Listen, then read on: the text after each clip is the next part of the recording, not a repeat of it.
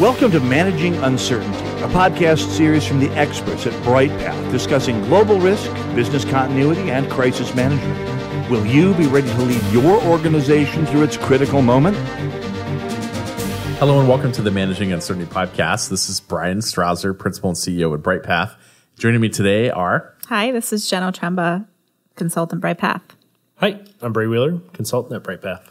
So this is our long-form episode for the week, and we're going to be diving into, I think, just a roundtable discussion about crisis leadership since the three of us are here. A few weeks back, I had done a solo episode on our podcast about characteristics of strong crisis leaders. We'll link that in the show notes, but I think we want to talk just more openly and with a couple different opinions about what we see as strong and not strong crisis leaders and some of the things we've learned along the way. I think between the three of us, we've got a good 30 plus years of experience in crisis management, and we may have learned a few things along the way. One or two things along the way. So what makes a good crisis leader?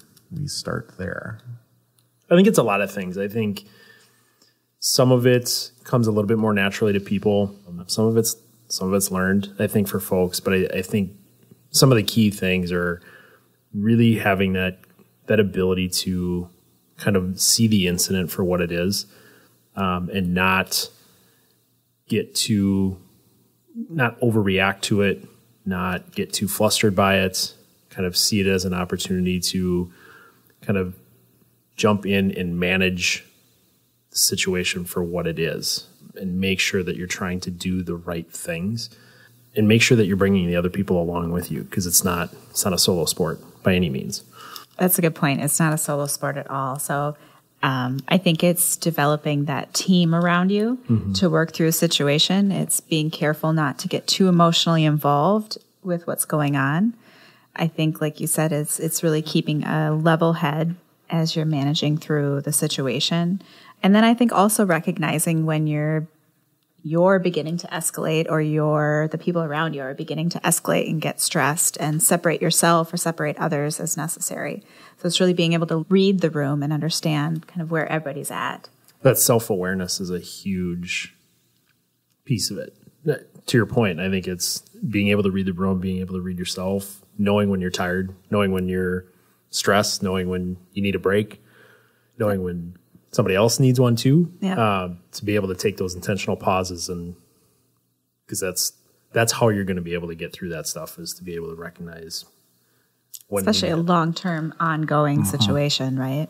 I kind of start with just the thought about the person of the crisis leader. And I think you both kind of hinted at this, and I'm just going to go back to the kind of elements of meta leadership that the Harvard National Preparedness Leadership Institute folks have researched and talked about, and that's that crisis leadership starts with the person of the leader. It starts with that understanding of your strengths and weaknesses, or opportunities, as we like to use to say. But what do you do well? And then how do you build a team around you to compensate for the things that you don't do well? Like, I'm well aware I'm not the most empathetic person in the world, but I could build a team around me to do those things, to add that to the toolbox in a crisis. But I think it's understanding kind of what are the things that you do and don't understand. I think the second is just the situational leadership aspect that comes with being the leader of the crisis, that somebody's got to have their head above the clouds, looking around and understanding kind of where you're at and what you know and what you don't know, and what you don't know, to quote Donald Rumsfeld, and understanding how you need to fill those gaps to really understand the impact of what's going on. It's that need to be able to see the big picture. It's easy to go down a rabbit hole really fast on a crisis. Right. I mean, look at, we always use the example of Japan with the 2011 tsunami, oh my gosh, earthquake, nuclear issue, where Japan was really, really good at all of those things taken as individual crisis situations. Give them all three at the same time on a scale that the world had never seen, and they didn't see it. They didn't see the issue for what it was, and it cost them. And it practically brought the government down.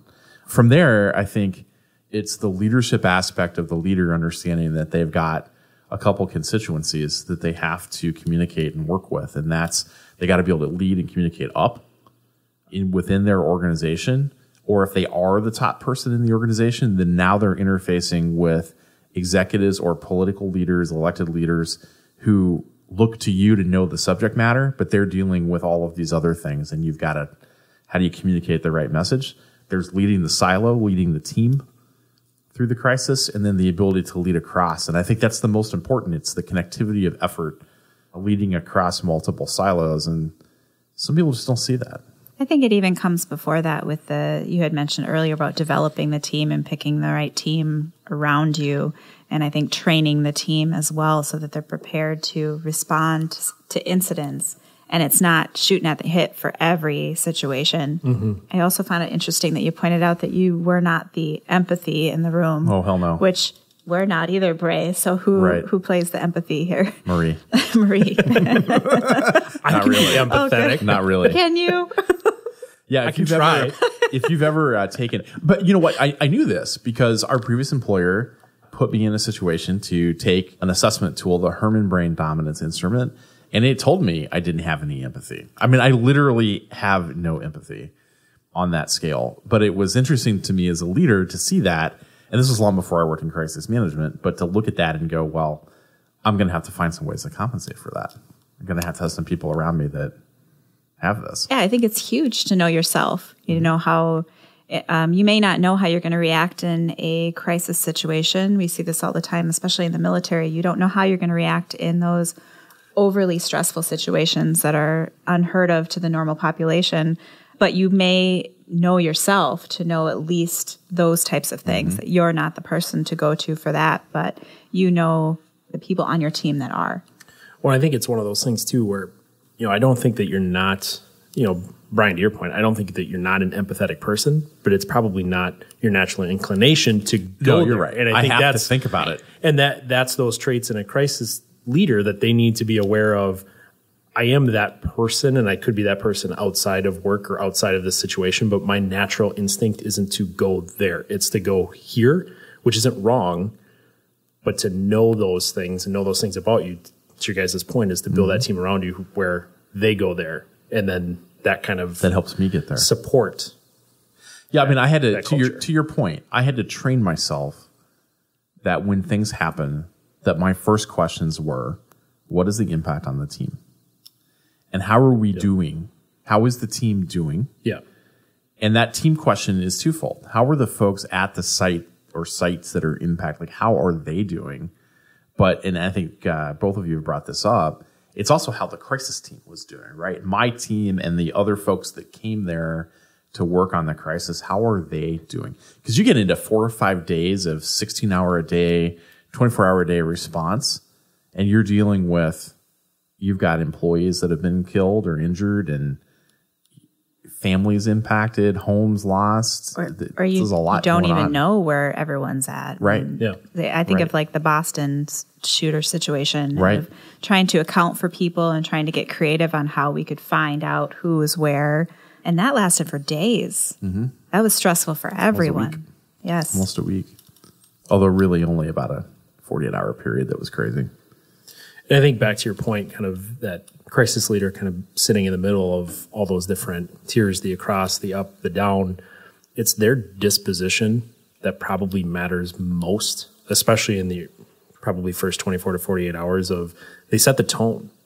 Their disposition of how they react, how they're kind of constructing, how they're seeing the scope of the incident matters to how people are reacting to it. Because if you're frazzled, you're overcharged, certainly the people underneath you are going to act that way. The people next to you are going to maybe be asking questions. And the people above you are going to be asking questions too of, are you the right person? Or do I need to be doing more? Or is this a bigger deal? Or, it's not that big of a deal. You're overreacting. And so I think it's, to your earlier point, Jen, that level-headedness, that disposition, that kind of calm in the storm. You can't be otherwise. You have got to find... first of all, this isn't for everybody. No. But it's you have got but there is some ability here to kind of train somebody to do some of this. But you have to portray a calm, in control persona, even if you're not at the time. I mean, you might have 1,000 things going on in your head. You better be talking about one. Yeah. Right. I think in some of the things that we've done in the past and our different experiences is we had teams that were large enough to where we didn't have to be that direct leader each time. Right. We could take turns as to who, okay, you got this one. All right, then I will step back and play the other role of taking care of everyone while you're managing through that. So I think for us, we were lucky enough in a lot of different situations that we've worked in to where we had other leaders that we could lean on to. You know, when this time isn't my turn, this time is my turn to be the follower. So I think being a good leader is a big part of that is also being a good follower when it's not your turn to be the leader. A friend of mine was the police incident commander during the 35W bridge collapse here in Minneapolis back in 2007. Yeah. 2007, right? So. I was not in crisis management at the time. I was on my little hiatus doing other things within corporate security at our previous employer. But he was the fire department and the sheriff's department had incident command because this was on the river. But it was the Minneapolis police were a significant part of the response. They had hundreds of people down there. And they get their command post set up in the Red Cross parking lot there overlooking the Mississippi. And they had trained this particular lieutenant for a couple of years to be like one of the top. He was going to be the next guy to run this kind of stuff when my friend retired. They'd had a couple incidents where he had kind of been frazzled and had kind of yelled and snapped at some people, but apparently just went off on somebody a couple hours into the response. And my friend relieved him and sent him home. And that was the end of his time in, kind of large scale incident management in the public sector. Went on to a great law enforcement career. I don't want to impugn the guy's reputation, but this was not for him. They did not have the mindset to do this because you can't act like that. You've got to be calm and controlled and in control of the situation. Well, yeah, it doesn't make you a bad person or a bad professional. It's almost a calling. You have to naturally kind of be inclined to put yourself in those situations, want to be put in those situations, know yourself well enough to know that is what you're going to do. You're going to kind of go into the fire, so to speak. I think sometimes it can be important to acknowledge, too, that while you may portray good traits as a good crisis leader one day, another day you may have a lot of personal things going on or your mind isn't there and that's not your day. So even though today may not be the best day for you when the 35W bridge collapsed, they may be a great leader in another situation when their mind was in a different place. Or they're more comfortable with that kind of an incident. Exactly. That's true. Put me in a cyber incident, I'm probably not as calm as, natural disaster or something else. But I think it's that comfortability factor too, I think is huge too. But it's also, to your point, having a bad day. Yeah. You got to be able to recognize I'm having a bad day. You really do. It's not my day. Or I have to know enough to set that aside if I'm the only one that's on docket. So. Yeah. I think you may also have to recognize as maybe a secondary leader that your primary leader isn't having a bad day and they may have to be removed, like you said, Bryan.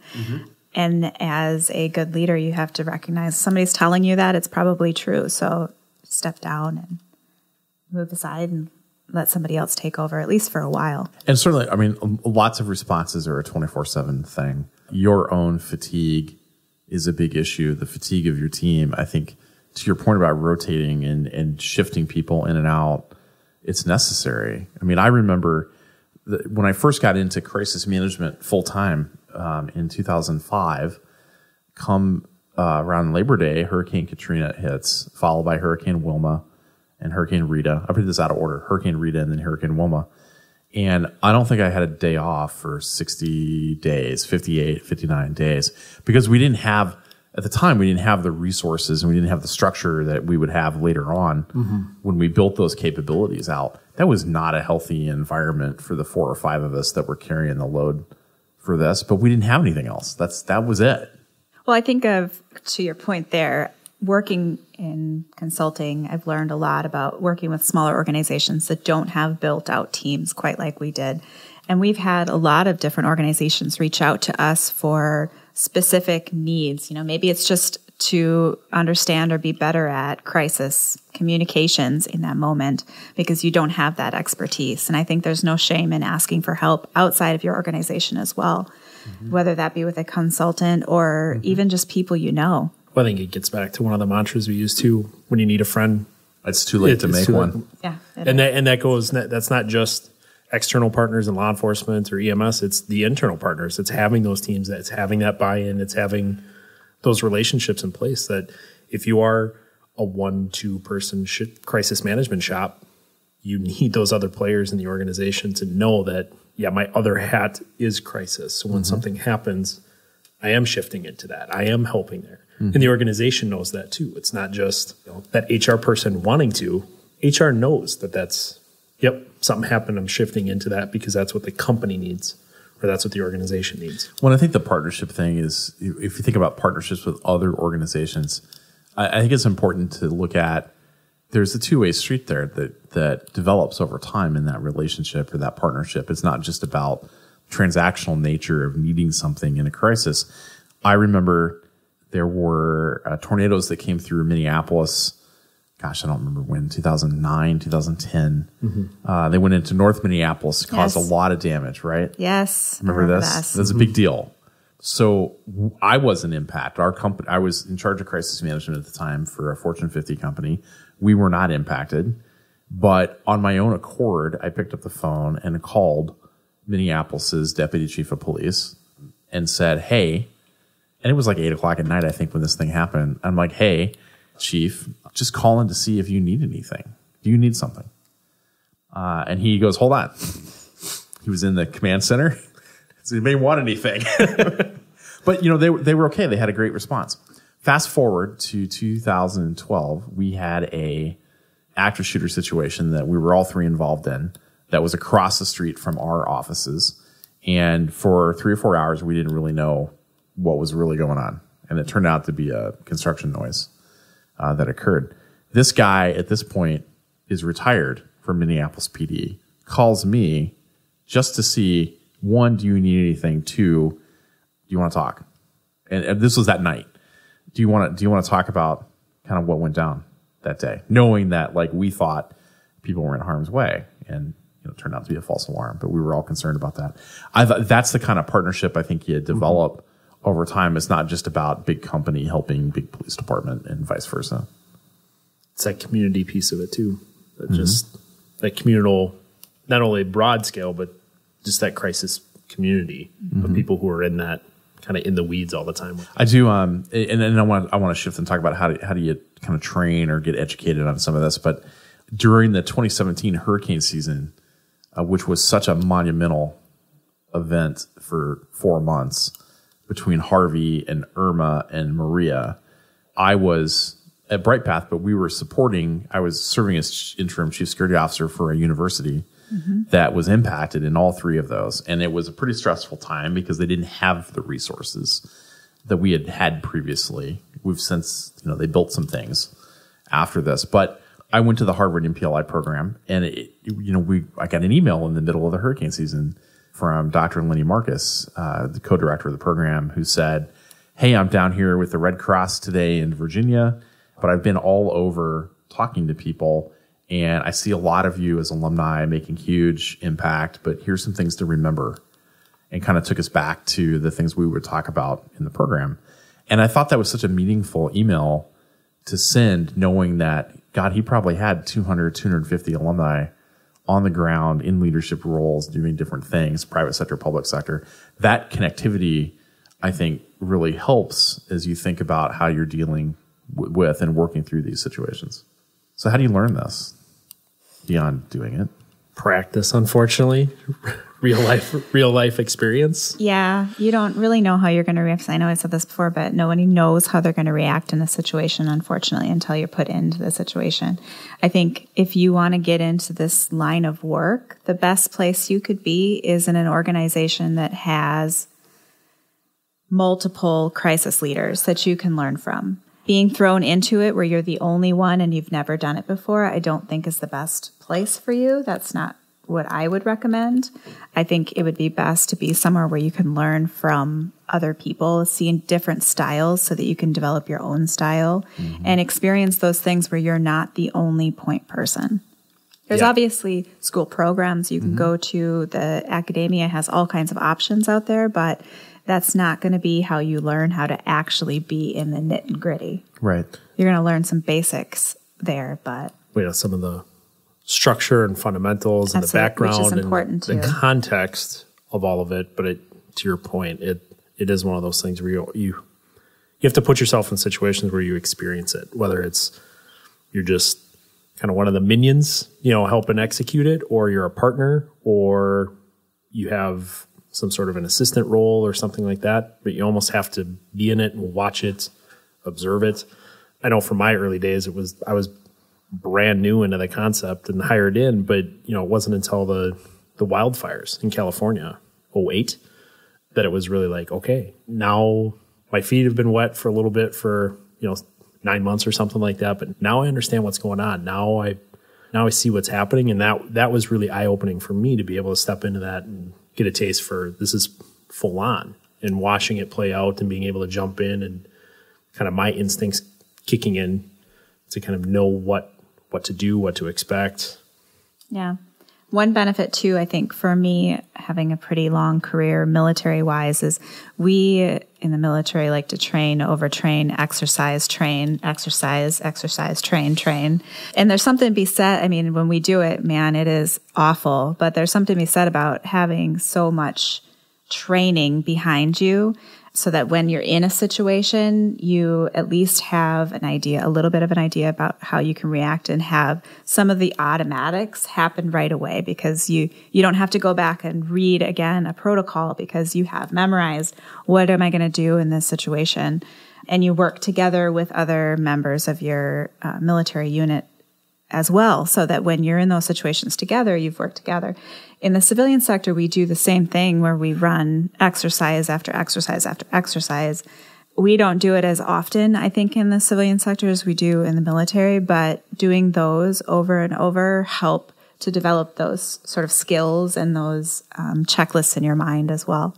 Especially if your organization is brand new, or the people that kind of comprise your team, however big, however small, if they're new to it as well, it's the more you do it, the better relationship you have with each other, which makes whatever response you end up doing easier. Because otherwise everybody's flying blind, or everybody's inexperienced, or nobody knows, and then it becomes, you're complicating it for yourself. You're throwing up other obstacles in your way because nobody has that experience, or nobody knows how to interact with each other. I mean, I think it's fair to say, everyone's got their own learning style, and we should accommodate that as we think about this. I don't think there's any substitute for experiencing this in real life in an organization where there's people senior to you that can teach you and mentor you and kind of bring you through this. That's how all three of us kind of learned this, at least when we started.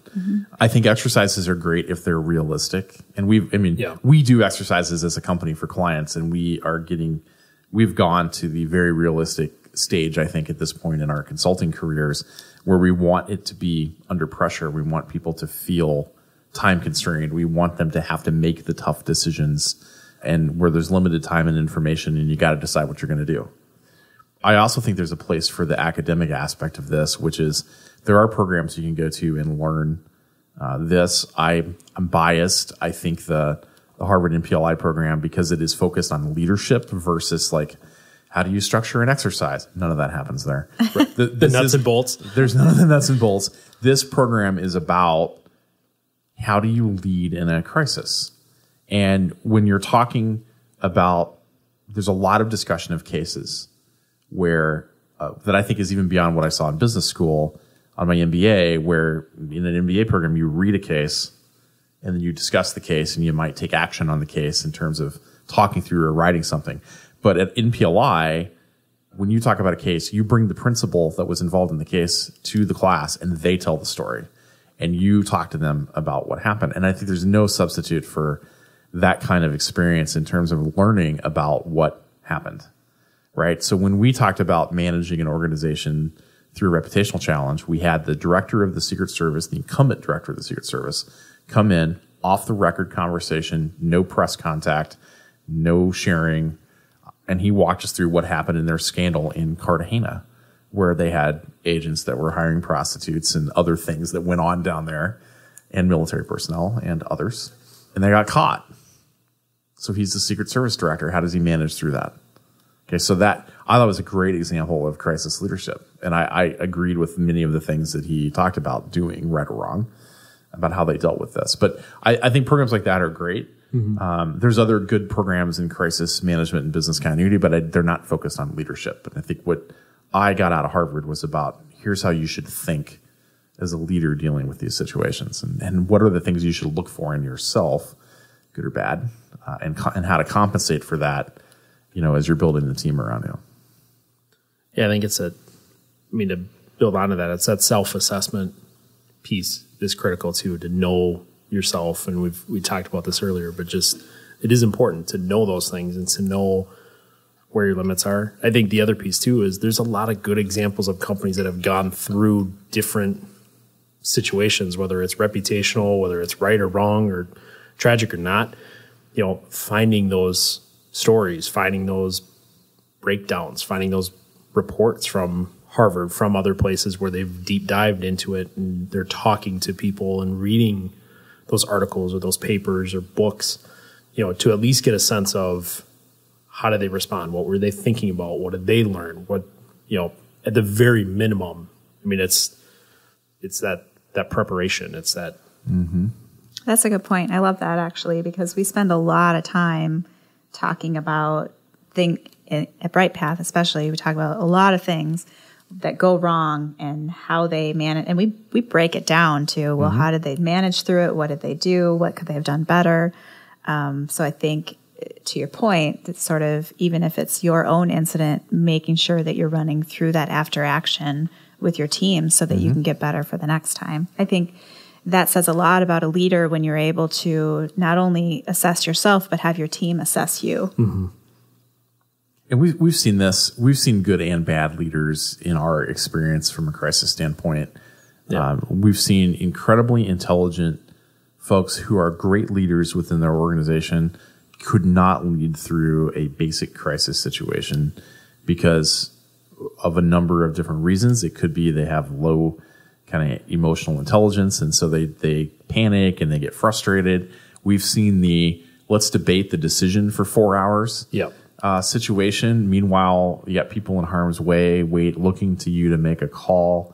There's a lot of different things that I think we've seen, but what we've run through, I think, is a pretty good example of here's what a good crisis leader looks like. Here's what good crisis leadership looks like. Here's some ways to grow it within the org. Closing thoughts, Bray? I would say one thing that we kind of talked about off air too is I think it's important to remember that this isn't an opportunity for promotion.